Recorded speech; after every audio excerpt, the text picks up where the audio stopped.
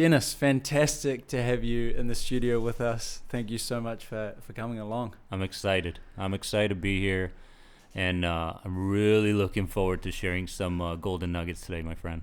Yeah, we really look forward to it as well. The first question I would like to ask is, when did you first realize that anxiety was really causing a big problem in your life? Ooh, that's a good question. I tell a lot of people that, they ask me, when did anxiety start? When did you start to feel overly sensitized? And I always tell them that for 6 years, I was medically diagnosed with an anxiety disorder, but for 25 years, I'd say I've suffered from anxiety. And it's important to note that because anxiety is like a snowball that starts very, very small. And then over time, as more and more experiences get connected to the fearful interpretations of the world, your sensitivity starts to grow.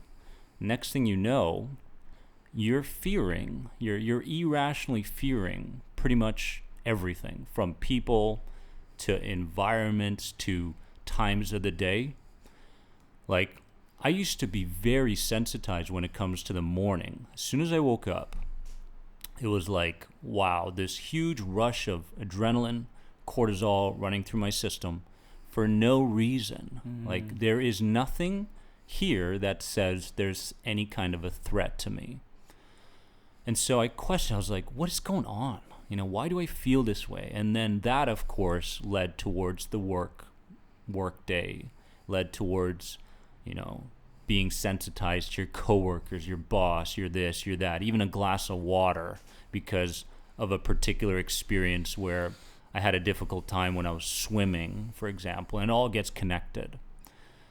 So my anxiety started very young. It started because of experiences that were so emotionally intense that it led to a feeling of freezing, like a really helpless feeling, to the point where my conscious mind was so overwhelmed that, the experience itself and the emotions took over everything. So being helpless, being frozen in that moment, and really not knowing what's about to come in the near future was the beginning of my anxiety. And it started around the ages of 5 and 6, but who knows? It's possible that it started even earlier than that. It's possible that it started at conception, which is an interesting part of anxiety, because I work with a lot of people that, if you go deep enough into a different level of consciousness, you'll find that they begin connecting to voices while they were in the womb of mom and dad saying, we can't afford this child. If we can't take care of ourselves, how can we take care of a child? And all these other things. And all of a sudden, they're just in shock, right? Like, wow, I never knew any of this.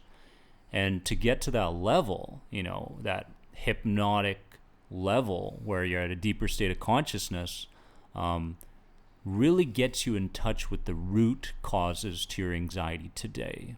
So that's what I do. Amazing. Was there any anxiety in your family, your parents or grandparents? Or mental health? I have a good feeling, now looking back on it and taking care of it, that my anxiety went back 5, 6, 7 generations. Wow. Yeah. I mean, we're talking grandpa. And I talked to grandpa about my great-grandpa. I remember just kind of snippets about the conversation. Very similar personalities, very similar actions, very similar belief systems. So one belief system got transferred into the next person's belief systems, and nobody in my family over all these generations took any time to question their beliefs until me, right? So even my dad, who really took care of his generalized health, anxiety, panic disorder, depression, all that stuff, he took care of it at a later age. But by that time, I had already grown into his belief systems. And, it wasn't until I was in my early 30s where I started to say, hey, there's a possibility, there's a chance that I could stop this generational trauma cycle that's going on. So it was 31, 32 where I started to actually say that this small, tiny light at the end of the tunnel has the potential to get brighter and brighter. So that's pretty much it. But it's a very deep story. It goes much deeper than what people think when it comes to anxiety. Because a lot of people think that this current present situation is what's causing them anxiety, when in fact it has nothing to do with the present moment. Most, if not all, people that come to me with the idea of where their anxiety comes from is not telling the truth, right? They don't know it. So when we dig a little bit and we do a little bit of inner work, we start to find the roots to their sensitivity. And so when you were 25 years old and in a really dark place, what was your first steps looking to get help? Yeah. The journey was, I tried everything. I did everything in my power. I didn't give anything enough time for it to work, but I tried everything. And then I started to find that the answer to all of this could be a lot simpler than what I thought it was, and so I started to dig deep within me. I started to question myself a little bit. I started to understand that a feeling is just a feeling and a thought is just a thought. Until that point, I thought that my feelings and my thinking was supposed to be acted on no matter what. Like, that's who I was. That's how it needed to be. Until I got to the point where I actually sat with myself and I began looking at the situation not from the inside, but from the outside. It was almost like, I remember it vividly, where it felt like I was in a movie theater sitting in the stands and watching the screen of what was going on in my life at that present moment and how it was built. And I realized that whether I was consciously thinking myself into anxiety and creating these anxiety attacks even, or I was unconsciously bringing myself to anxiety, either way there was a formula attached to it. I was either thinking my way into it, or my subconscious mind body had already been starting the process of the creation of anxiety way before I was consciously aware of it. Either way, there were cookie crumbs, right? So the beginning stages was an inventory. It was a self-evaluation, and it was the ability for me to look at the situation from the outside and stop allowing myself to be dictated by a thought and a feeling in my body. And then, I really needed to gain the permission from people to change, because being an anxious person for so long, for decades, I started to connect my anxiety to my successes. I was a professional tennis player. I was a successful tennis coach. I bonded with people really well. I did a lot of good things. I had a lot of great relationships. Unconsciously, I connected anxiety to those successes. So I found myself finding it very hard for myself to move away from anxiety because of that connection. Because I thought it was the source of my power. But later, when this evaluation took place, I realized that it had nothing to do with my anxiety, but other characteristics and other traits that I had. So To tell you the truth, it really does start with an examination of where you are and the formulas that are creating your sensitivity within, right? Because there's always a formula to your emotional distress, whether you consciously know it or it's happening below the level of consciousness. Mm-hmm. Right? What's some of the ways people can examine those beliefs or step away from being caught up in the thoughts and on those sort of obsessive Right. thought loops? I think what people really have to do is they have to begin understanding that when you talk about the subconscious mind and body, you're talking about an infinite storage system of memory.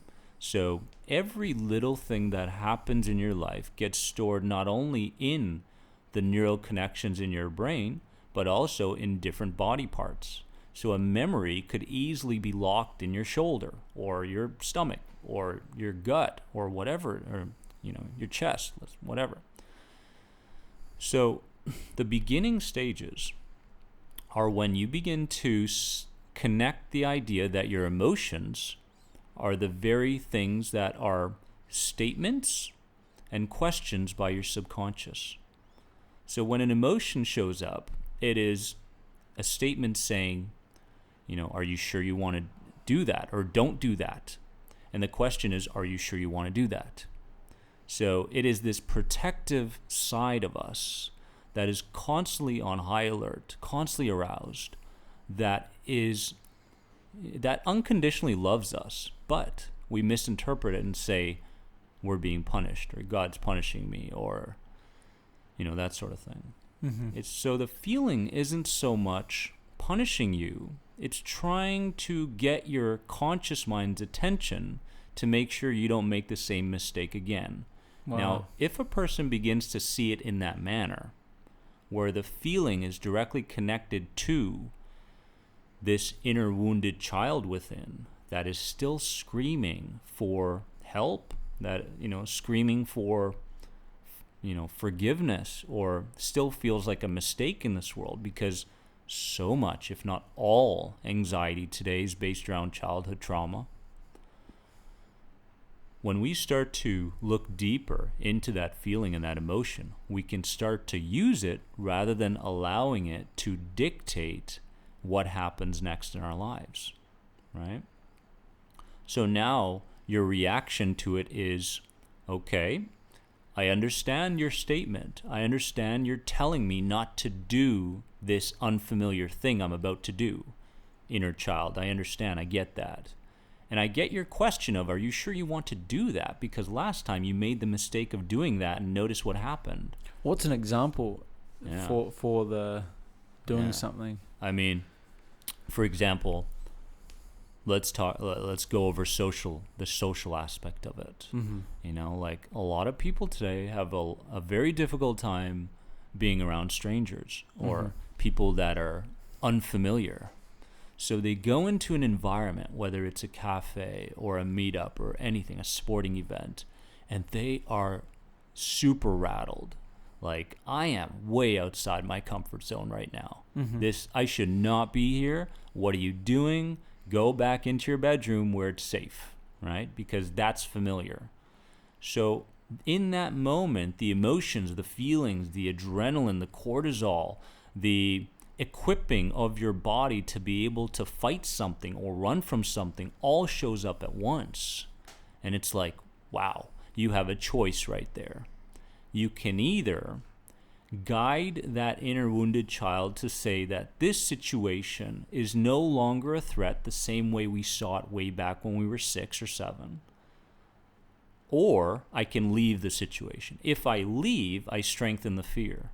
If I leave, those core beliefs in the subconscious mind and body get stronger, and my view of the world gets smaller, right? And now now my world becomes smaller and smaller and smaller and smaller, to the point where you see people that are actually agoraphobic, where they can't leave their house. Yeah. Right. And that's a big problem. I mean, that didn't show up overnight. It was leave the situation, leave the situation, leave the situation because of a feeling. Promote more fear and sensitivity to that inner wounded child who's already viewing this situation in a very unsafe manner, to the point where I lock myself up in a room. That's agoraphobia. Did you have that for a period of time? I did. How long would you? Yeah, I mean, had you spent in your house? I had it for a short period, about 30, 31 days. And I have a pretty solid video on YouTube based on agoraphobia under the Anxiety Guy YouTube channel. But it's not so much the extent of how long you've been agoraphobic. Because there's been people, in the comments of that video saying, "Oh, Dennis, you only went through 30 days. Try 6 years or try 7 years."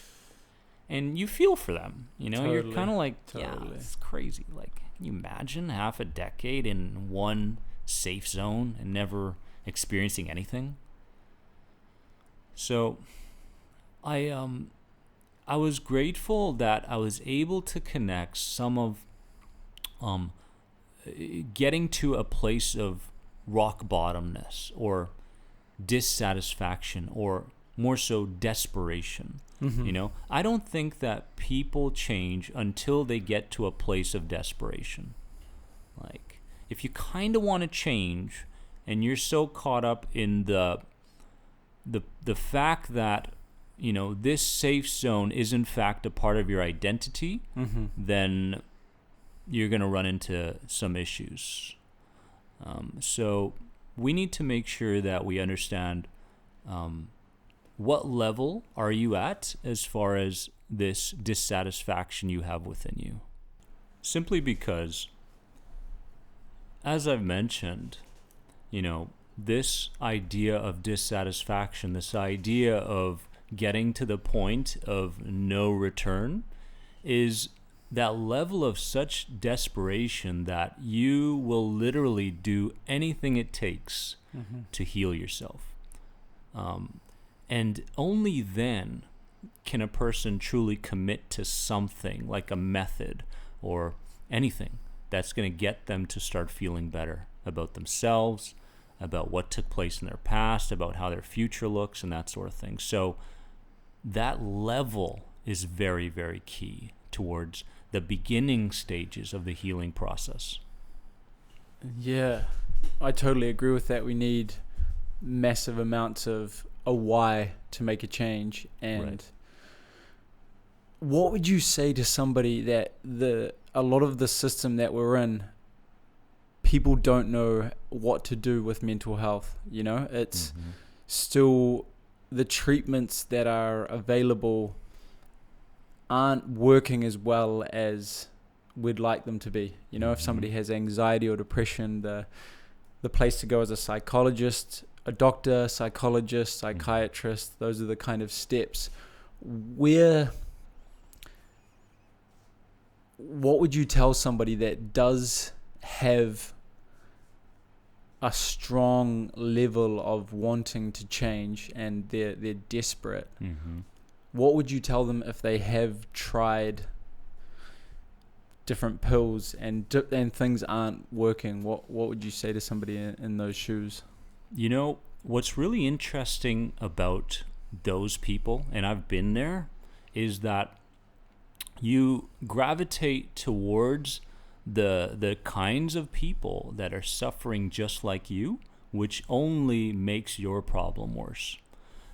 So the people that are, in that place where they can't seem to gain any progress, no matter, how much effort they put in, many times are being led back by advice that isn't complementing their long-term goals for themselves. So the first thing these people need to do is to literally change their environment. Wow.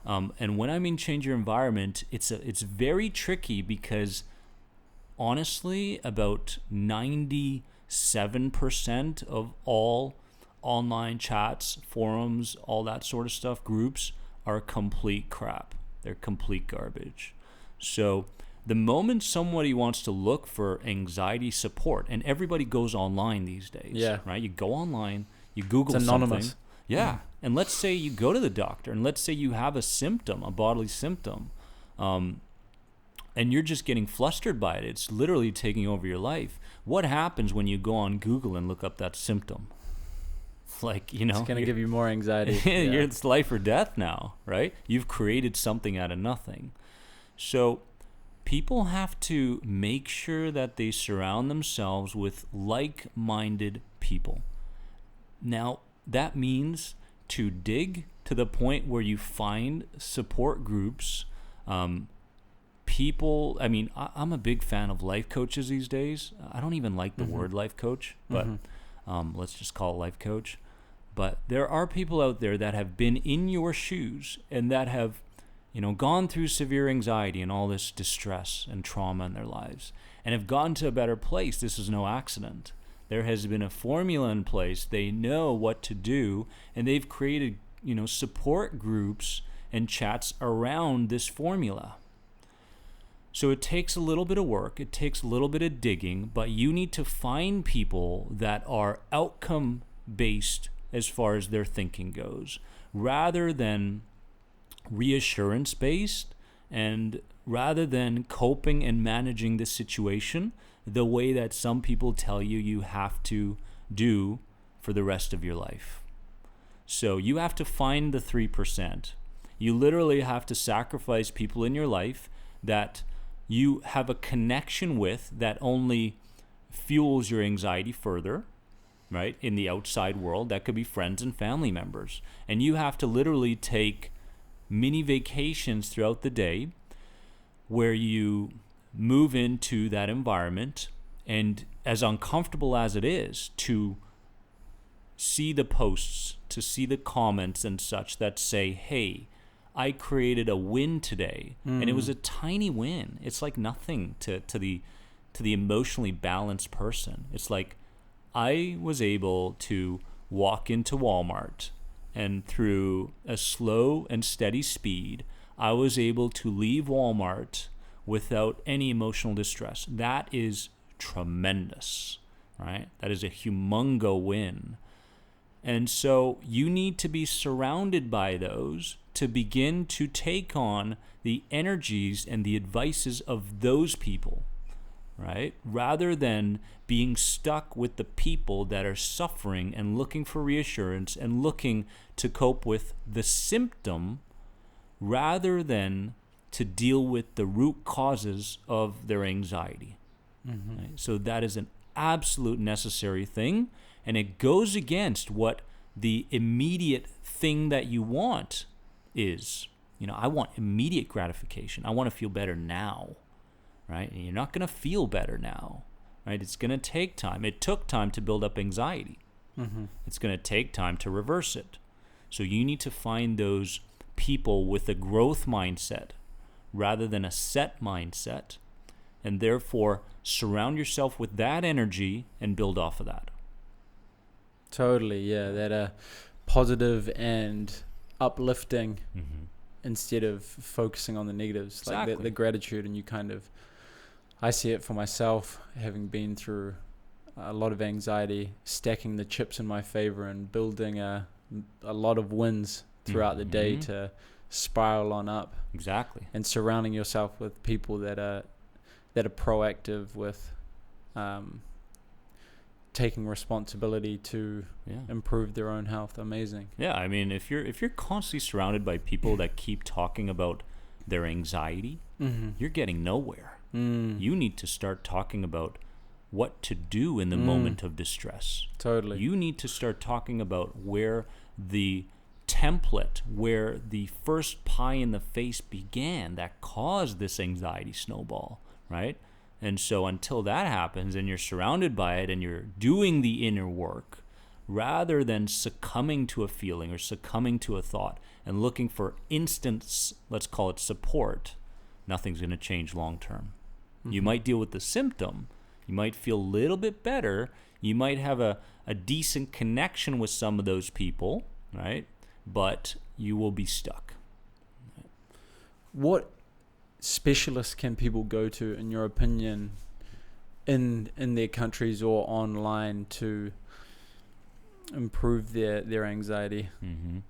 I mean, today it's infinite. Like there's a million different options, right? There's EMDR, there's CBT, there's NLP, there is hypnosis, there's all sorts of stuff. In my opinion, a combination of someone who can help you to tap into the deeper mind, right? The talk therapy, I talk to a lot of people who are very disappointed in talk therapy. They say that they've been talking about their anxiety and, having the therapist in front of them for a number of years and never having themselves move forward onto something else in their lives. They're still caught up in their distress. So obviously the idea of, throwing a Hail Mary and discussing things at a logical and rational level doesn't seep deep enough to the subconscious part of someone in order to change their belief systems. So the first thing is to find a practitioner. I would say neuro-linguistic programming is a very valuable way of getting to the root of your issues. I would say someone who is specialized in somatic imagery work, and there's many different terms for it, but somatic imagery work is what I call it, that can help you identify where in your body you're storing a memory. Wow. Yeah. Where in your body you're storing the buildup of guilt, unforgiveness, blame, shame, all these things that are causing your anxiety. And they can help you to communicate with that part in your body that's connected to an experience. Therefore, when you reframe the experience, when you renegotiate the memory, and you say, hey, Dad, go to hell. What you did to me is absolutely unacceptable. What you did. You didn't take care of me. You didn't do this. You didn't do that. You neglected me. And all the things that child wanted to discharge at the time that he didn't get to discharge, you do it now, right? But you do it in an imaginative sense, and therefore the brain doesn't know the difference between what's imagined at a high level of emotion and what's actually happening. You are literally talking to your dad again, right? Therefore, if that stuck energy, stuck emotion gets discharged, what happens? All of a sudden, the brain goes, ooh, that experience back then didn't happen that way. It happened this way instead. So we can actually begin viewing the physical experience from a different perspective. Right? Wow. So that's what NLP is about, the finding a spot where the emotion is stored in the body, connecting to it. And now, we have to understand that hypnotherapists that specialize in the somatic component are very good at this. You don't want to be, I'm not saying you don't want to be, but I would recommend not just sitting on a couch, like a vegetable and just kind of imagining things. You need to make sure that you are active in the process, which is what I do, is where you point to where you feel it in your body. You recognize at a subconscious level, what's there, how old you were when it first began, what environment you were in, what have you not been able to discharge that you're still storing within you, what emotional repression is adding to your present day that's causing you so much rage today. So NLP does a good job of giving you the tools throughout the day, but also does a good job of reframing the pictures that are stored in your body and in your brain. So NLP, hypnosis, one of my mentors, a guy named Brent Baum, who has created a method called holographic memory resolution, is absolutely fantastic. There's a book out there called The Body Keeps the Score. Think about that title, right? The Body Keeps the Score, where Bessel van der Kolk says that your body is 100% memory.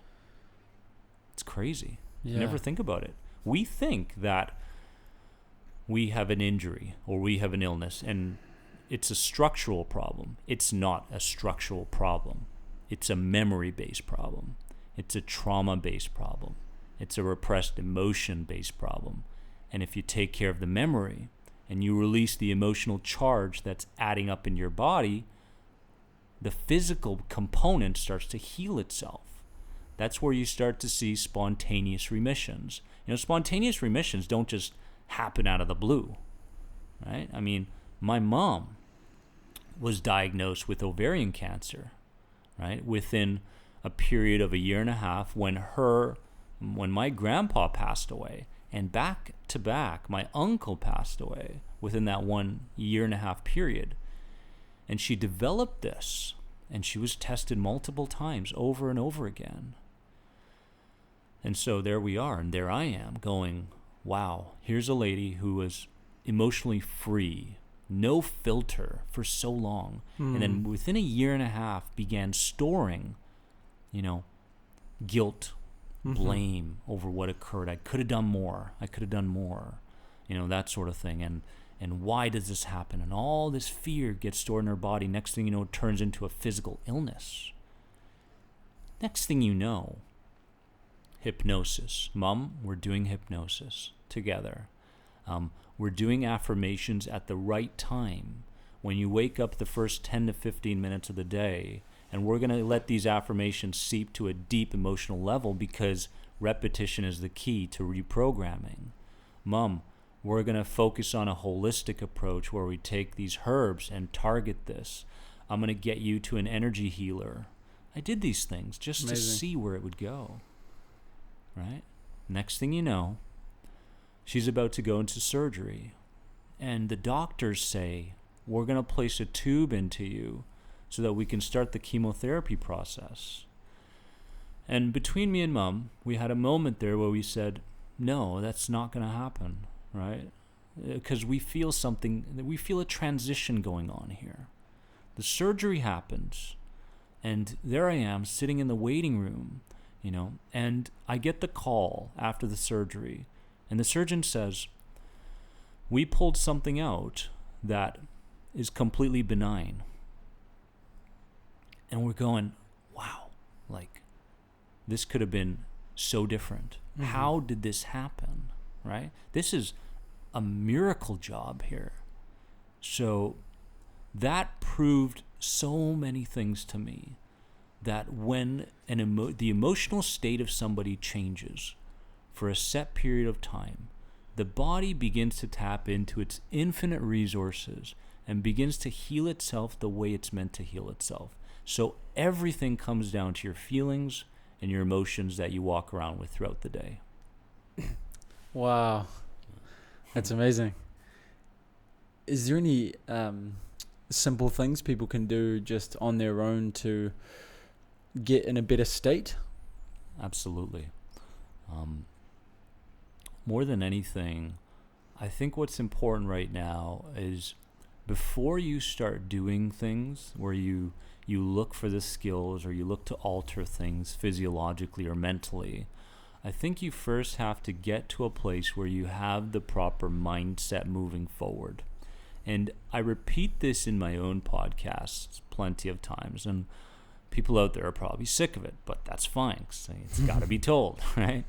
And that idea or that mindset is the moment that you wake up in the morning, your job is to begin communicating safety towards that inner wounded child within you that still sees every situation as being a threatening one. Wow. Right? So you wake up in the morning and a feeling is connected to that inner child. A thought, an intrusive thought that's related to catastrophicness that's going to show up is connected to the inner child. Everything is connected to the inner child. So many people today are still stuck with the same beliefs and the same perceptions of when they were 6, 7, 8, 9, 12. They haven't matured out of them. Physically they look different, but mentally and emotionally they're the same, right? So the mindset needs to be right first before the skill sets show up. And so when you go about the day, understanding that you are compassionately guiding that inner wounded child, now all of a sudden what starts to happen is you're more in the present moment, right? Moving from situation to situation in a compassionate manner towards yourself, rather than beating yourself up for something that you felt or something that you're thinking, right? And this is where the magic starts to happen.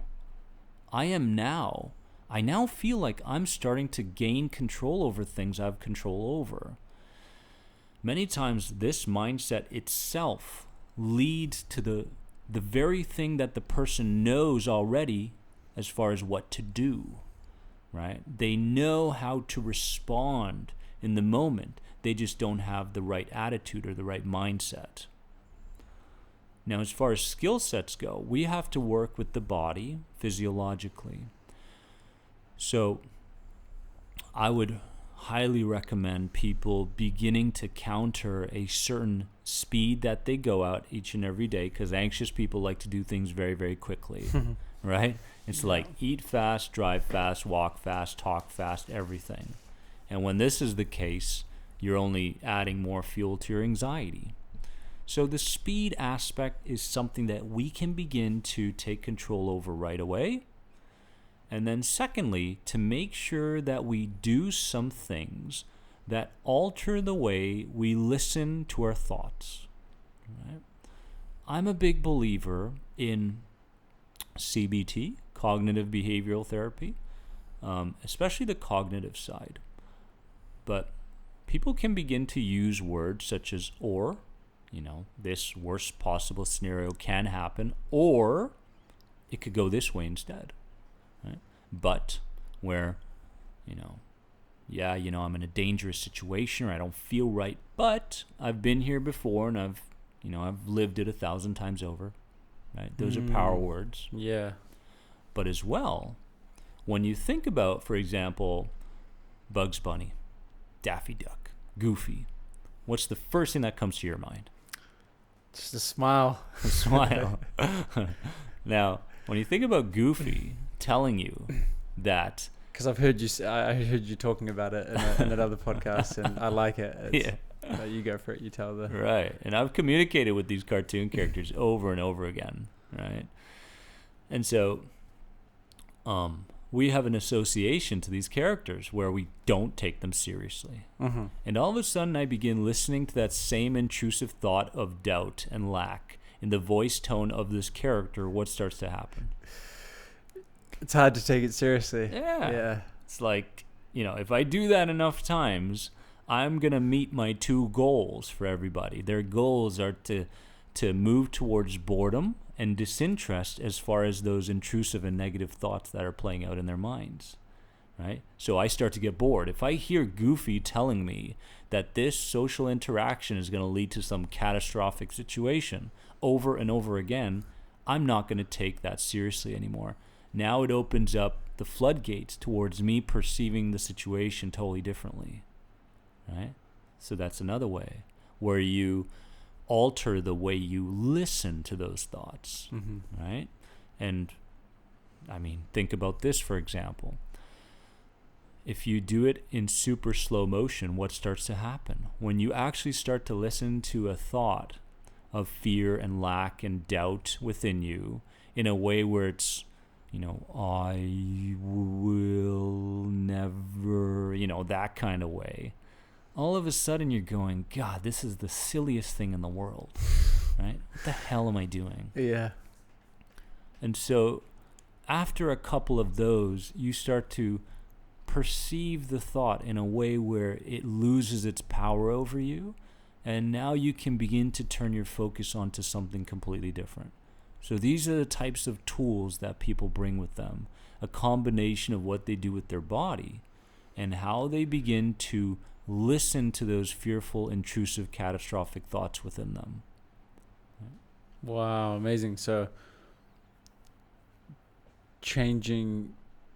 having a different perception around it and moving slower, listening to your thoughts as a Bugs Bunny or cartoon character. I love that. Yeah. I'm for sure going to try that. That's brilliant. Yeah. I like Bugs Bunny. Yeah. Yeah. You see him chomping on the carrot. Yeah. And he's fuzzy. Right? And he's looking at you. And you could do it in an imaginative sense too, right? You don't have to just listen. You could literally see him in your imagination, which makes it that much more powerful. Wow. I'd like to ask you about, I know you went through a really tough time, a turning point. It was around the time I think you were about to be married and you had a child on the way, or already born, and there was thoughts of committing suicide, and you had it planned out. Were you intoxicated at that time? Oh yeah. And what was how did you get out of that situation, being in the car and saying, no, this isn't how it's going to happen? And what were the next sort of few days like? Oh man, that actually makes me quite emotional, to the point where, I get pretty teary about thinking about it, because all of this work might not have gotten done.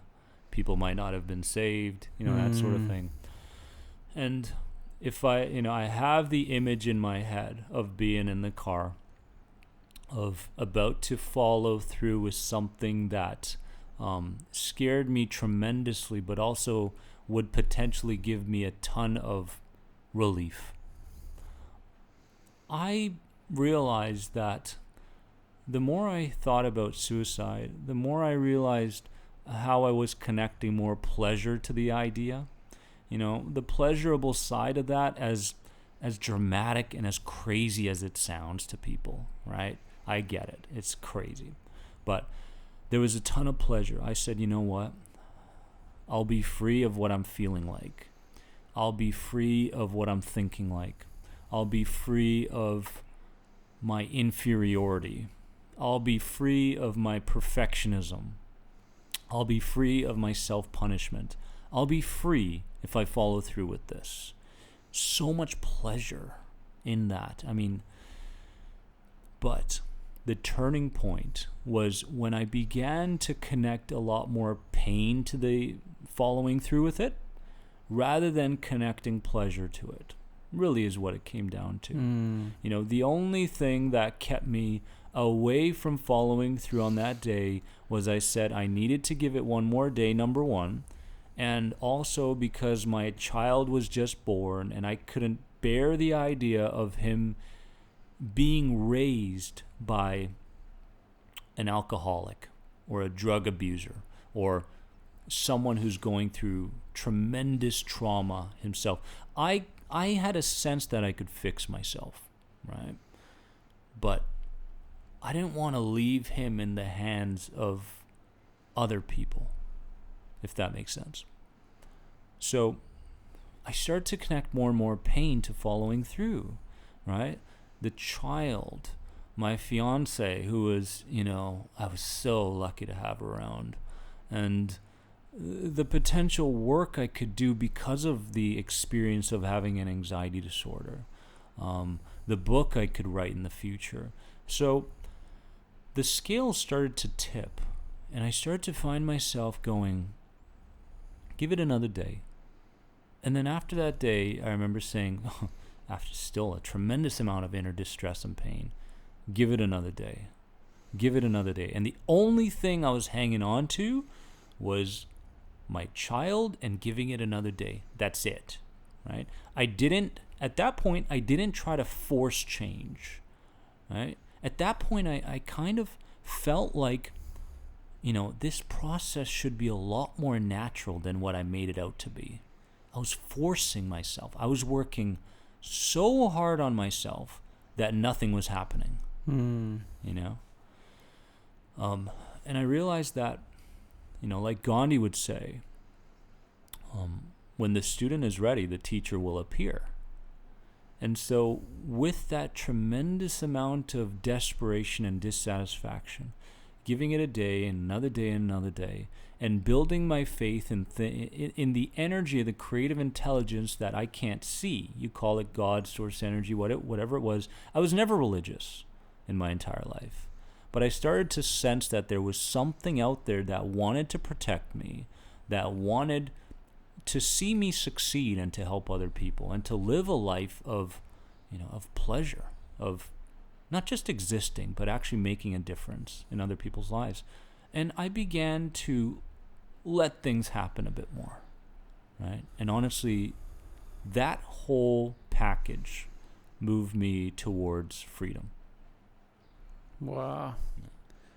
That sounds really similar to a book called The Man's Search for Meaning by Viktor Frankl. He was in the Jewish Holocaust, and one of the reasons, I think the key reason he survived was he wanted to, it was purpose, and help others in the future when he got out, to ensure that something like that never happened again. And so it sounds like that was a part of what drove you to stay alive and to get better, was to help others, as well as you're feeling the pain of what would happen. It's a great book, by the way. Yeah, isn't that, it really is the turning point to so many people's pain today, right? It's like, it is finding that purpose, isn't it? It is saying that, life, as much as life has been full of suffering until now and full of confusion and bewilderment, is there a possibility of me moving past this? And, what is going to drive me in that direction? What is the fuel? What is the big why that's going to take me there? So you see it all the time. Yeah. Mm-hmm. In terms of nutrition-wise, so something I've been delving deeply into to improve my diet, and I know it's helped a lot in taking different supplements. What are some of your kind of key things or key ways of eating on a day-to-day basis that have helped you with anxiety? Long time ago, I made it a rule that I would have vegetables in every meal. Wow, That was nice. it. Yeah. I wasn't into the, I was keto and this and that, all this stuff coming out, but I didn't want to complicate things. So I said, you know what? I'm just going to add vegetables to every meal. Boom. It's morning, afternoon, evening. Yeah. I know it's good for me. Back then, I didn't know enough about it, but I heard it's good. And if it's going to help me with my emotional distress and my mental health and my physical health, just do it. Yeah. So that is a rule that has been within me for the last 7 to 8 years. Wow. Simple. Second thing is, I realized how important sidekicks are. Like sidekicks as far as a specific herb that would work very well to be able to complement doing the inner work. So yes, we're doing the inner work and such, but things such as, and I'm a big fan of ashwagandha. I believe it's one of the best, if not the best, as far as a long-term sidekick to helping with your emotional distress. That's a big one for me. St. John's wort, but be careful with that one because it can conflict with medication and such. So that's one that you have to tread lightly around. And I'm a Humongo tea fan. And you are too, I think. And so, not too much, but getting into it it more, okay. But I'm really passionate about experimenting with all sorts of teas. In fact, I took a trip to Athens just because they had all sorts of different teas. They had things like Hishu Wu, which in North America, what the heck is that? But the person, I believe he's from China, who got in touch with Hishu and created it, lived till 120. Whoa. And I believe his son, lived till 140. So the Hishu Wu benefits that my dad, in fact, found tremendous benefit from was massive. Things like reishi tea, which is absolutely amazing. A mushroom, right? Yes. So you take that mushroom and, I have a hammer and I just bang on that thing and I put it into small pieces. I begin boiling it for 45 minutes. And then next thing you know, it's kind of an acquired taste, but... So you don't even get the powdered form. You get the real deal kind of. I don't trust the powders. Mm-hmm. You call it what you will, but I just don't trust it. I'd rather just go to the root. Yep. I find it so powerful. So I'm huge on teas, and I'm huge on getting that vegetable, source in every meal, and really to keep it simple, because I'm not really looking for what could work even better, what could work even, I feel great, I could even feel even better than that. That kind of better and better and better part comes from doing the inner work for me. It doesn't come from anything on the outside, right? So that's something that's very important, that you realize that the diet, even the herbs, the teas, the this and that, the supplements, are all sidekicks to doing what you need to do to discharge that inner rage or anger or whatever that you have within you that's still causing you to misinterpret so many things in your present life. So yeah, I like to keep it simple. And I got Robin, who's my fiance, who's totally on the ball. So it's really hard not to screw up with your diet when she's around. Like, she's just in your face like, no, you're not having that, right? But I like the cakes occasionally. I like the beetroot cakes and this and that. I'm not just going to go, I'm not going to eat anything, because I think the body needs a little bit of everything. So a nice balanced approach to nutrition is kind of what I take. And not beating yourself up, because then that can add... I used to do that. Yeah. Oof. You used to do that? Like from time to time, but I try not to. I try to just enjoy it, Yeah. I mean, but yeah, that distress, right? Like, you go to the rec clubs around here, and with every tea or whatever it is comes this cookie, and so you're in this debate. Like, am I gonna eat the cookie? If I eat the cookie, can't just leave it. I can't just leave it. Someone else is gonna eat it, right? Yeah. So I just eat the cookie, man. I'm just like, eat the goddamn cookie and be quiet and go about what you need to do. And that's kind of the approach I take, because honestly, the distress and the confusion and the anger and the beating yourself up over what you have eaten will make a lasting effect much more than the actual thing that you ate. So yeah, that's kind of my approach. Wow. I love as well the veggies. Yeah. I've been trying to add a lot more veggies into my diet as well.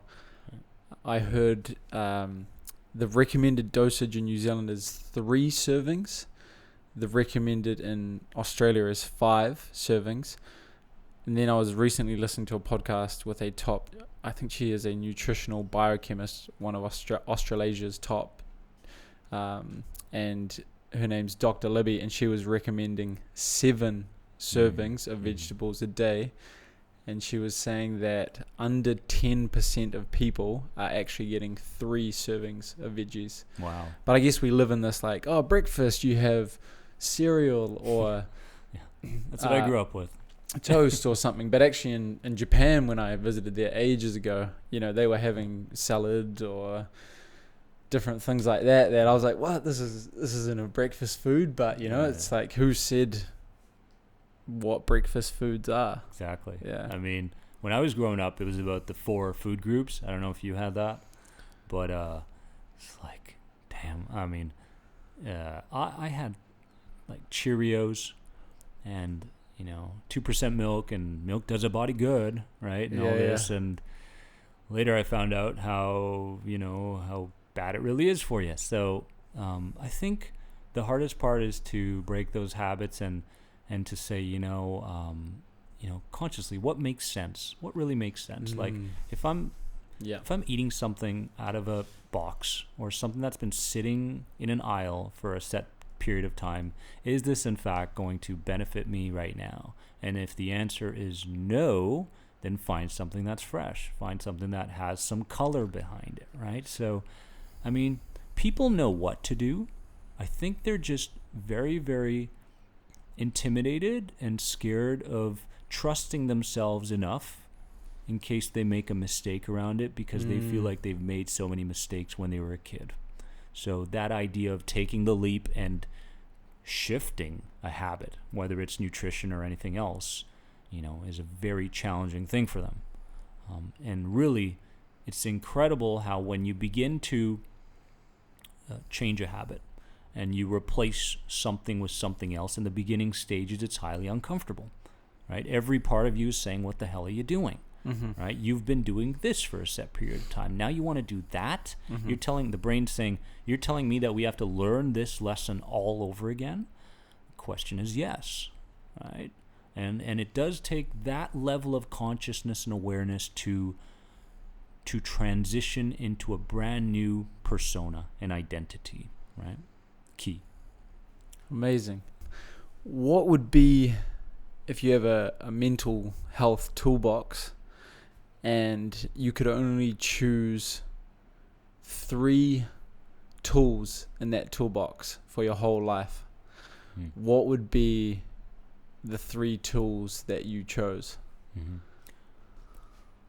I would say the first one was to find ways to distort the voices in your head, because everybody's led by the feeling in their body and the voices going on in their heads, and those voices seem like they're very close and they're very loud. So the first thing I would do is I would learn how to distort those voices. And this is very, very powerful and not used enough. And I've studied quite a bit on this, and I've tested it, and it works. Where you, like we mentioned, changing the tone of it, listening to it as if it's 20 meters away rather than right here, right? If I listen to a fearful idea or a negative idea that is 20 meters away, my emotional reaction will be different than if it's right here, right, and loud. I would put it into slow motion, and I would utilize this first mental toolkit as many times as I need to in order for me to meet my goal of becoming disinterested by the idea. Right? So that's the first thing. I would learn how to distort what I'm hearing. Right? Secondly, I would begin proving to myself that the way I think and what I believed and what I do and what I imagined are all things that I used to do.